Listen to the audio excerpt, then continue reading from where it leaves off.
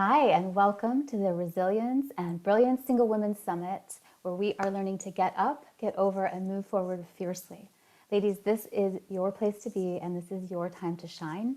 I am your host, Emily Kobeck, and I have a very special guest today, Miss Riana Milne, and she is a certified life, dating, and relationship coach.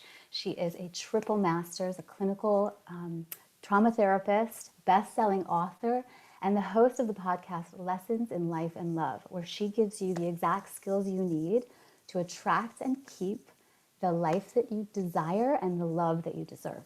I'm so honored to have you here today. Thank you. Hi, Emily. Thanks for having me. Hello, Yeah. everybody. It's nice to be here. Yeah. So I have so many questions for you, Sure. but I want to dive in a little bit about your story and how did you come to this path of your career? Well, I started out as many psychotherapists, getting my education, a triple master's in applied clinical and counseling psychology, went into private practice. But I also had other jobs on the side, being a single mom and coming out of a traumatic relationship. So I worked in schools from grades kindergarten through college as a SAC counselor, student assistance counselor. I worked in a hospital setting for adolescents ages 5 through 19 in South Jersey. I worked in rehab centers with women from the prison system that were released on drug court, as well as adolescents that, develop an addiction younger in life. So I looked at all my career, everyone I was working with had traumatic situations. But it was my own personal love relationship that sent me into PTSD, love trauma, as I call it. Everyone loved him. I would describe as a Dr. Jekyll and Mr. Hyde. Great outgoing personality, good looking, handsome, charming. We actually had the ideal life, but he also had an entire secret life that I was not aware of. So when his world fell apart because I was married to him and attached to him, my world started falling apart. Here I am, also Reverend Riana, one of the top officiants in South Jersey. I had a marriage and family practice, and my guy is a principal at a middle school and gets caught with porn on his computer. So it was a big community scandal. And of course, personally, I was devastated. And then business wise, it impacted me as well. So, being a therapist, I had a lot of therapy friends and I went to like 7 of them. And it's like, what does he have? What would make him lose everything? Nobody knew. And this is not something that's in the DSM-4 about childhood trauma wounds. And one of the last things he said to me after I annulled the marriage, I stood up as my own attorney. And because I figured no attorney could tell my story the way I could tell it. And I wrote up the entire case within 24 hours, cited 3 things, and got a private courtroom. Talk about empowering yourself to heal and turn around and heal your own trauma. But the family court judge says, Miss Milne, in 32 years of being a family court judge, I only granted 1 annulment, and yours is a second. And I didn't really realize how rare they were until I went down to file the paperwork. And they were like, hi, Reverend Rihanna, did you do another marriage today? And I'm like, no, I'm here to file my annulment papers. And they're looking at each other. It's like, how do we do that? Like, nobody gets an annulment. I'm like, really? Is it that rare?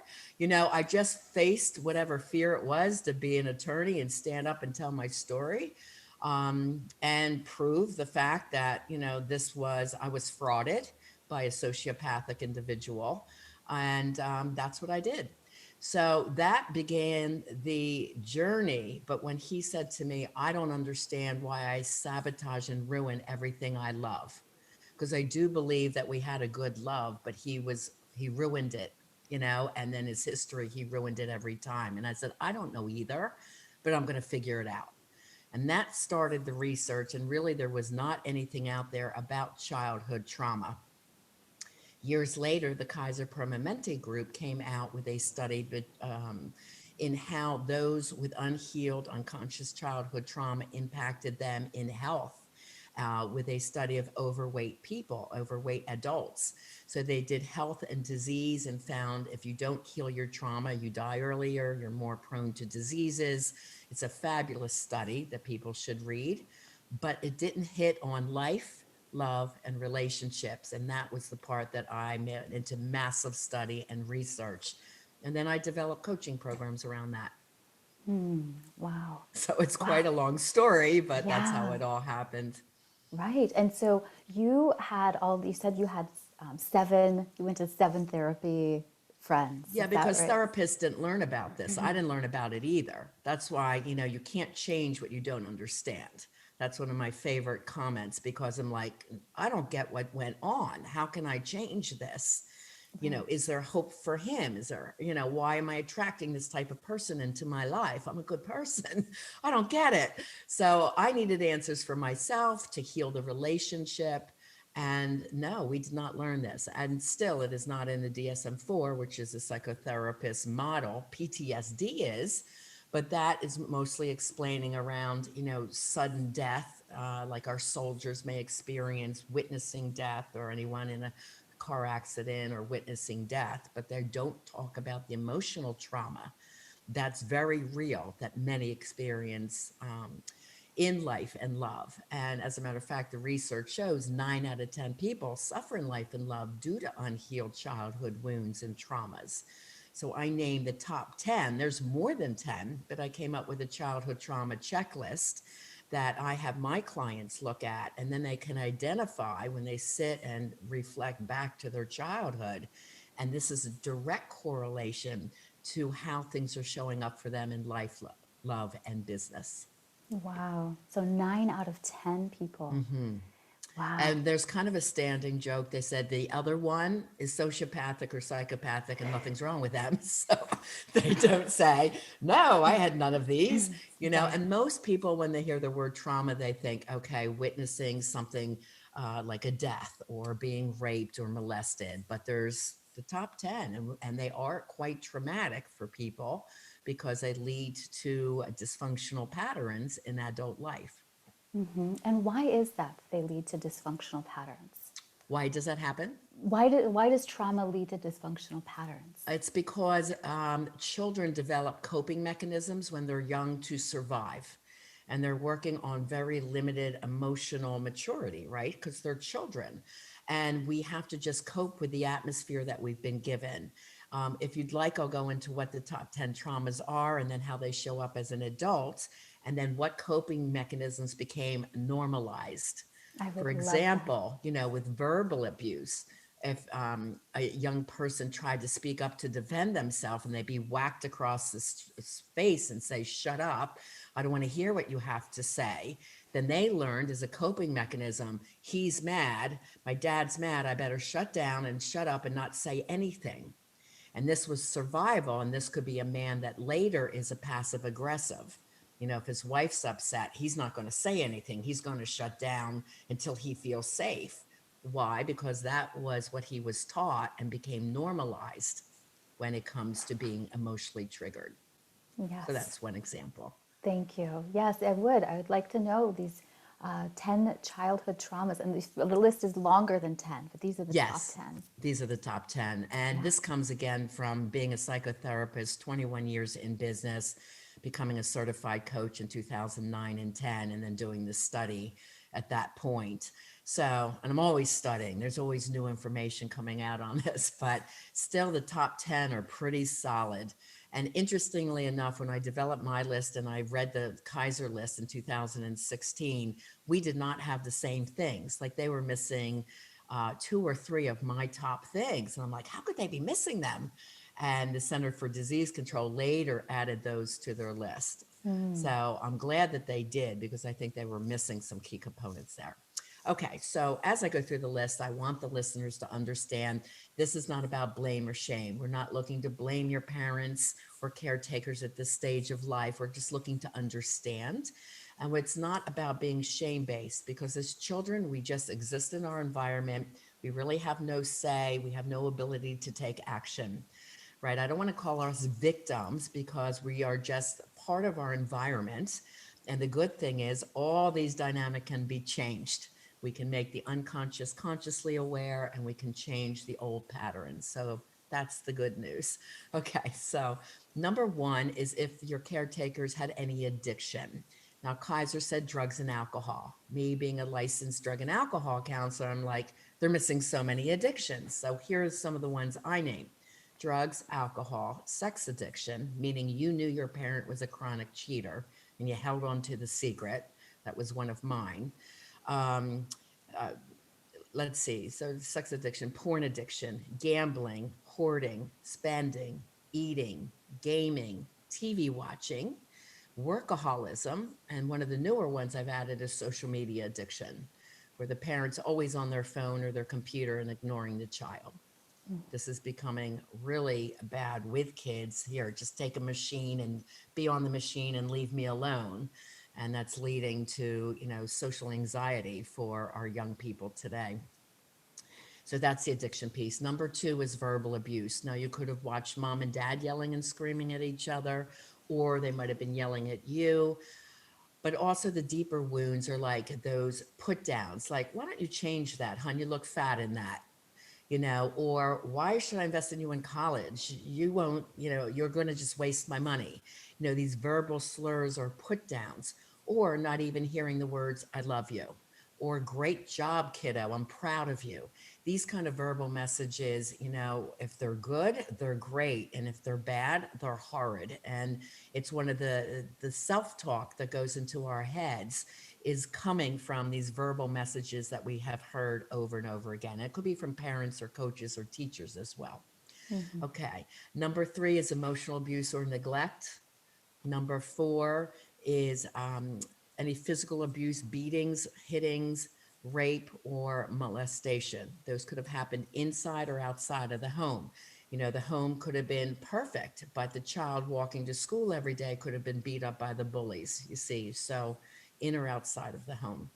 The next one is abandonment. This is really important. Kaiser missed abandonment. I was shocked working with young people. This was such a huge piece.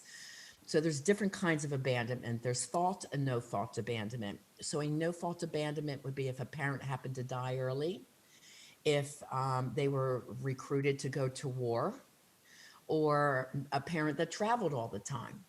And I related to that one because I said, wow, I remember as a kid saying, when's daddy coming home, to my mom? And she would say, well, I don't know where he is. And I'm thinking, well, why is he okay? For days he would be gone and I wouldn't know where my dad was. And then he would show up, out of the blue. But we learned later that my dad was FBI, CIA. So that's how he supported his family. He couldn't tell the family where he was. So that's a no fault work abandonment, you see. Okay, so a fault abandonment would be never being in the child's life, being there for a little while the couple was together, it breaks up, and then they rarely see their child. And another form is the parent could be there full time, but they're emotionally absent.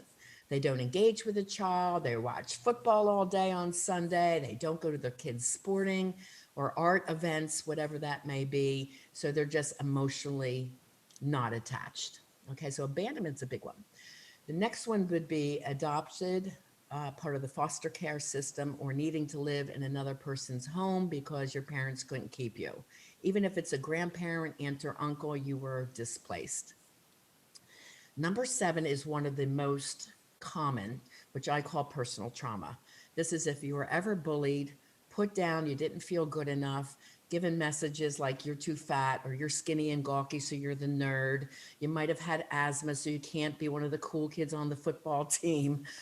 There's so much going on with kids and schools. I mean, again, I worked at every grade level, so I was right on the pulse of that, helping these kids go through their anxieties, not feeling worthy or part of the cool crowd.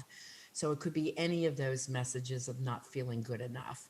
Our kids coming out as LGBTQ, or an African American girl being the only Black student in an all white school, just feeling different due to race or culture.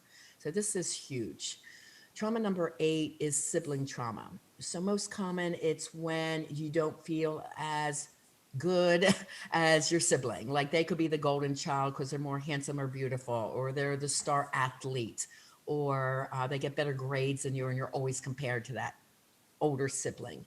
Or it could be that your sibling was born with a medical issue. So they commanded more of mom's and dad's time and you felt slighted. or it could be that they bullied you and they made you feel less than. So that's all around sibling. Trauma number 9 has 2 parts because I had to move one up into the top 10 list from the later list. And that one I moved up was community trauma. I'm one of the baby boomers, okay? I'm over 60. So if this was very rare when I was growing up, and this has become the most common one now because we're all going through community world trauma with COVID. So look at what our young people are going through with this trauma. Don't talk to your friend. Put a mask on. Don't get so close to your buddy when you want to play with them. Like all these messages of social anxiety are coming out to our children today, and the fear of getting sick.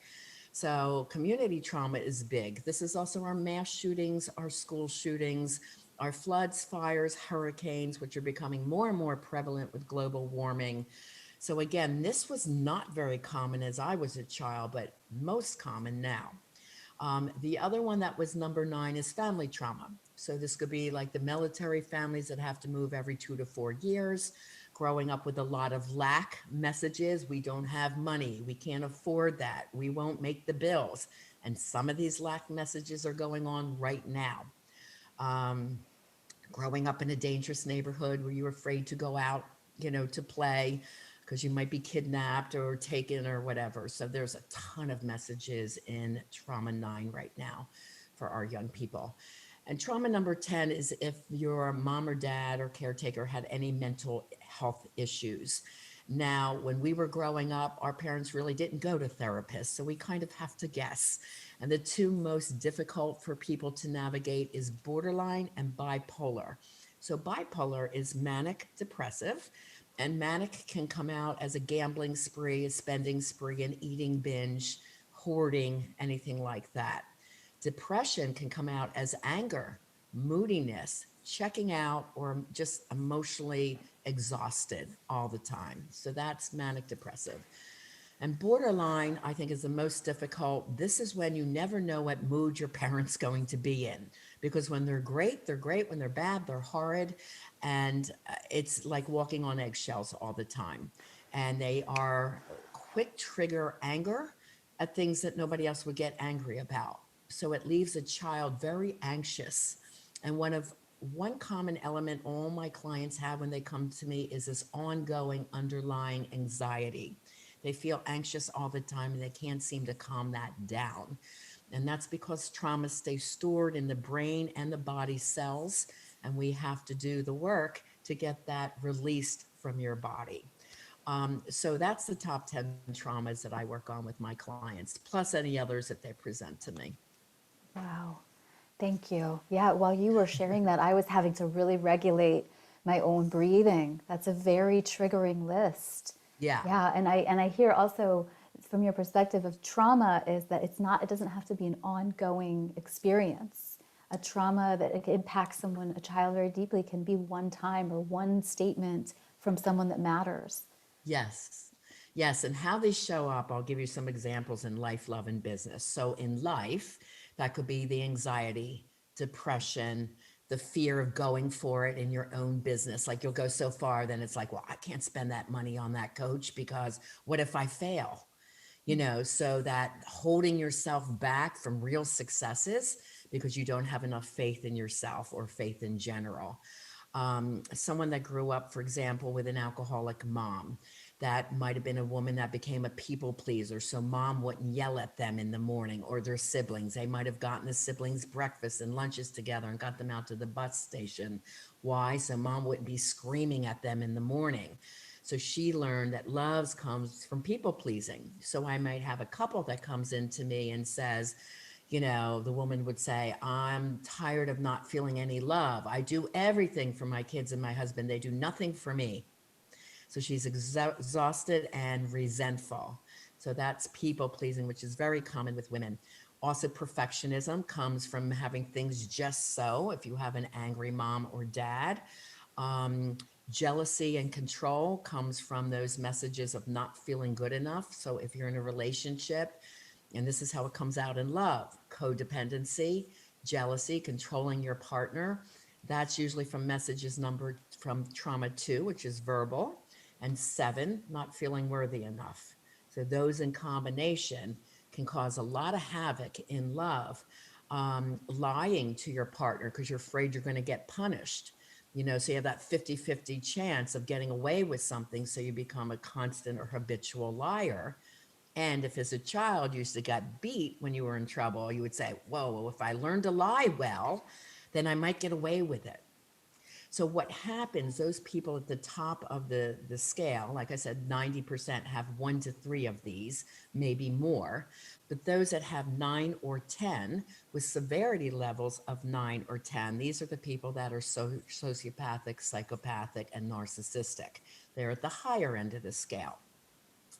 So what are the worst ones? Psychopath is a sociopath and narcissist that kills. A sociopath is 1 step lower. They use people for pleasure or profit with no remorse. You'll never get an apology from these people.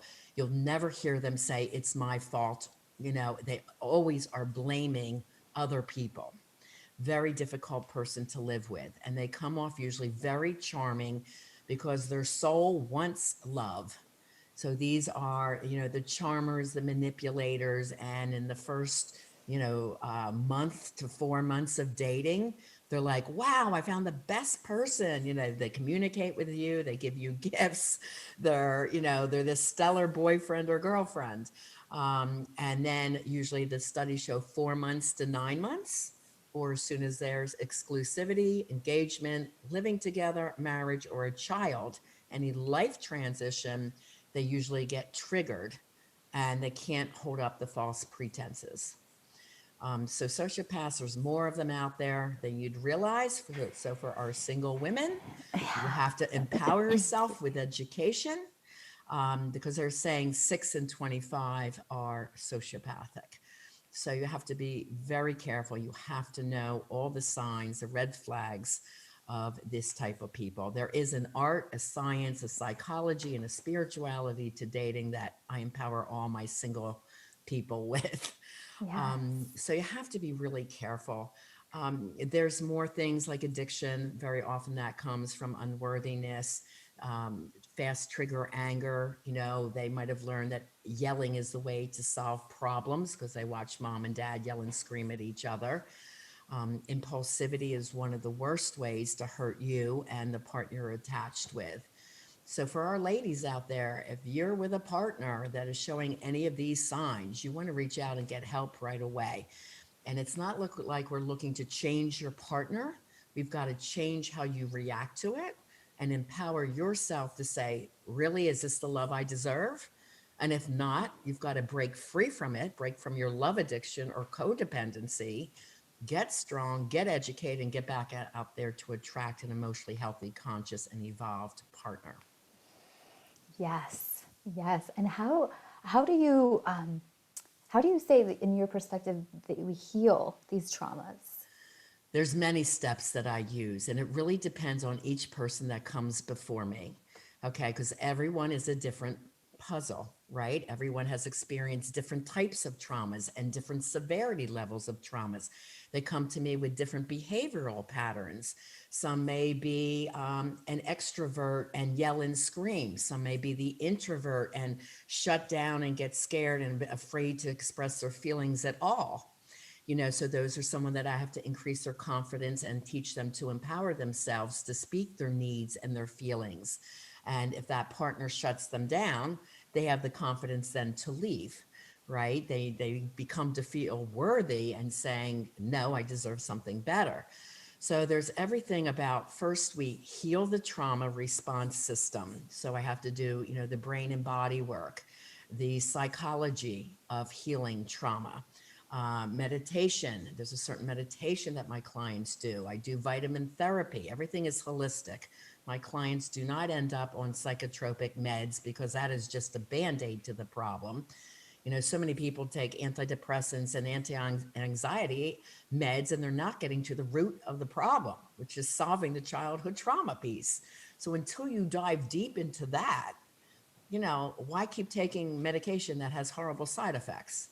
Let's Right. heal you, mind, body, spirit, and then move on to create that life that you desire, right? So that's what we do. It's a step-by-step process. I describe it like a rainbow, Emily. Okay. You're starting out where I don't know what to do. I don't know what I don't know. I don't know why this happened. Believe me, I was there. I was at that point.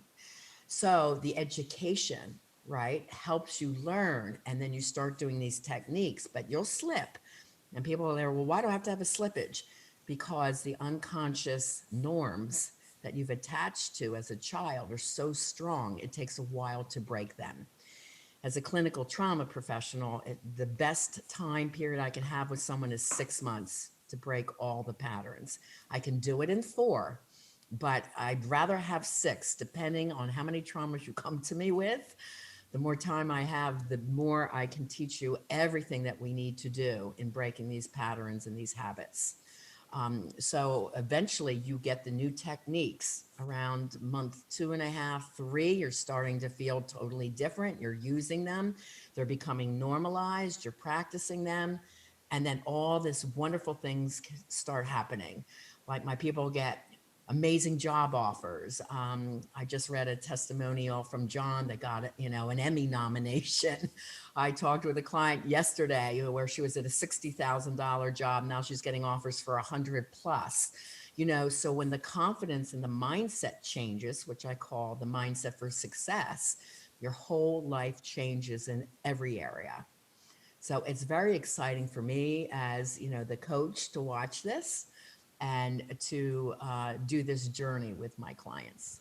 That's so beautiful. I love how it sounds so interactive, really Yeah, different than a traditional therapy model where you very just kind of different. go in and out and there's not action steps, but that's so important. I want people to really hear that the healing process in the most positive way is really an active process. It's very, well, there's a lot of education. I have a notebook that's 150 pages of interactive worksheets based on my research. And my 2 books, Live and Love Beyond Your Dreams, are part of that. So it's an educational system, and it takes me a while to teach it and for you to practice it as my client. So together, I am watching if there's any backslipping. Like I have one client that, in her testimonial said at one point, Riana's there, okay, it's time for you to get out there and date. She said, no, I think, I'm going to give it more time. And that was a slippage.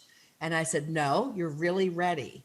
So she had fears that were coming up, like maybe I'm going to attract another toxic person. And I said, no, you're really ready. You're going to see those red flags. And I'm here to analyze all the people that you're meeting, if they're good and not good for you to continue with, and why. Right. So it is a full education of the dating skills that really aren't on the self-help list, because you're going to have to do a different type of analyzation. And you come to the dating process very different. So it's 50% life coaching where we work with a trauma piece, get that done. And then for my singles, all the dating skills, conscious dating as you're the chooser. People don't choose you. You're the chooser. You're the empowered and confident one.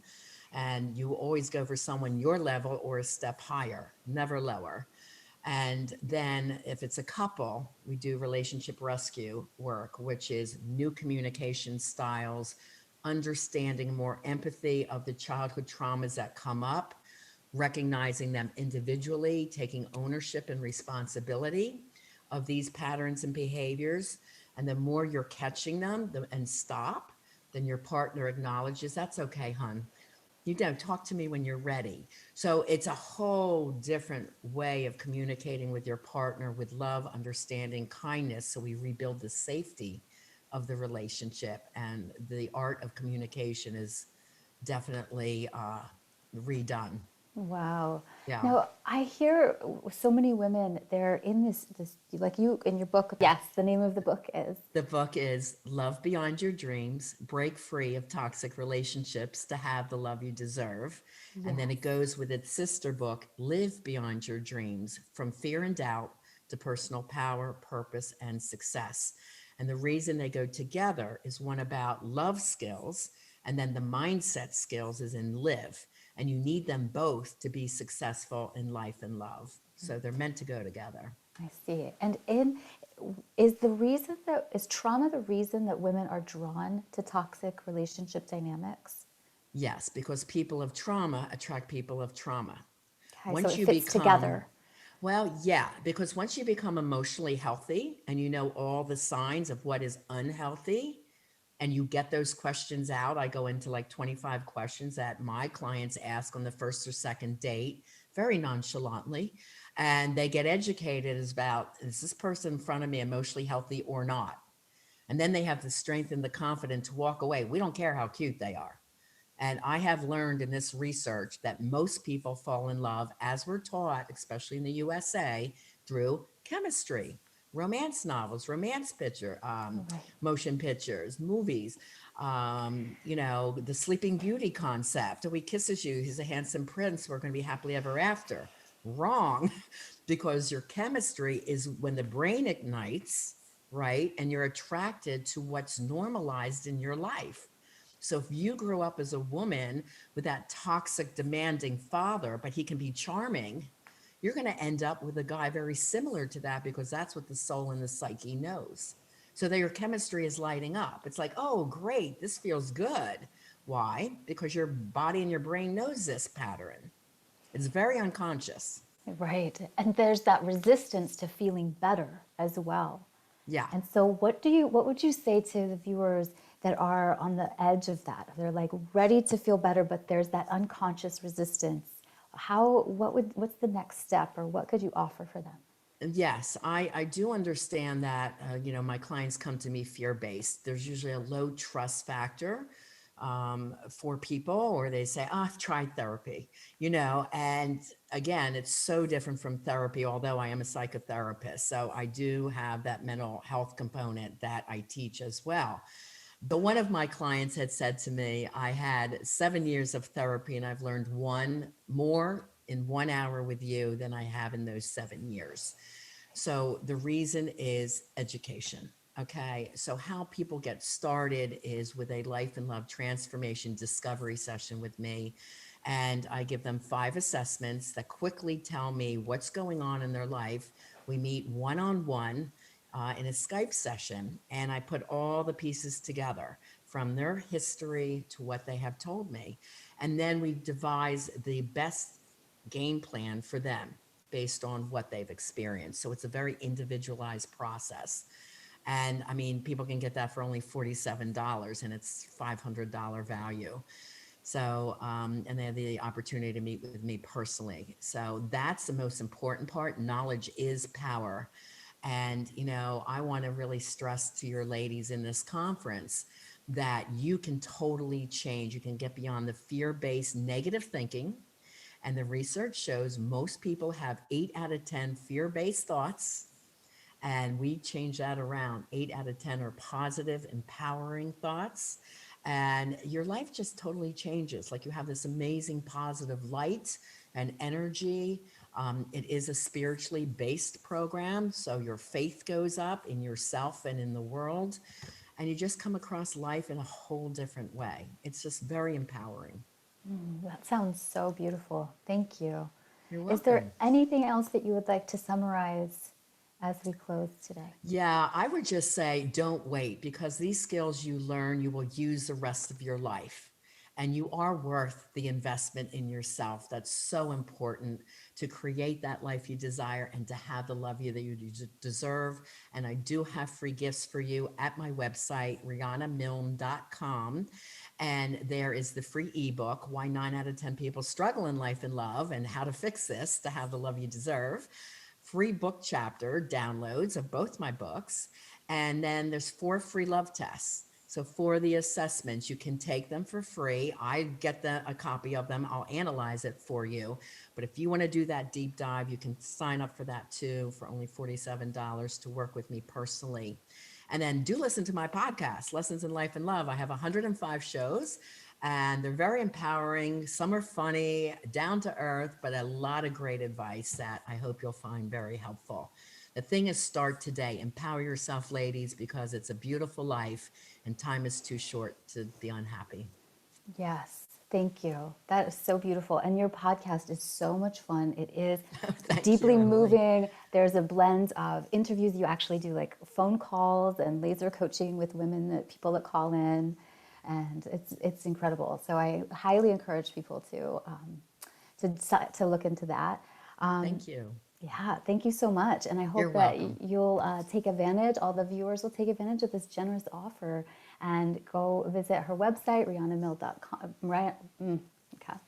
Do it again. And I hope all of the viewers will take advantage of this generous offer and go visit riannamilne.com. Get your assessments. Who doesn't love some quizzes, right? And you get the $47 discovery session with Riana. And that's an amazing value. So thank you so much. And we really appreciate you offering this deeper understanding of ourselves. It's so important at this time. Thank you. Sure. Thank you, Emily.